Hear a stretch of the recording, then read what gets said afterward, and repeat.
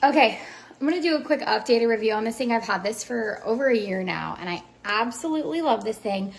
You can do olive oil, but I have avocado oil in here, and this is just so cute and aesthetic on the counter.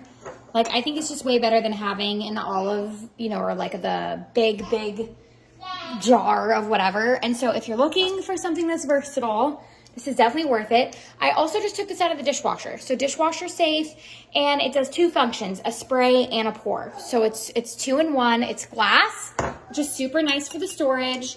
So I'll kind of show. You can do this to spray it, and it's got a nice spray, as you can kind of see it coming out, spreading across the pan. Or you just click this little button here, and it opens it up to pour. So you can do it either way. So you guys spray, pour, and you just can't beat this thing. And it's super clean. Like, I've never scrubbed any of this. Again, I just got this out of the dishwasher, so it's not getting super nasty, getting oil all over the place. Like, it's aesthetic, clean, easy to use, and a really cute little storage thing. And it looks really, really cute on your counter.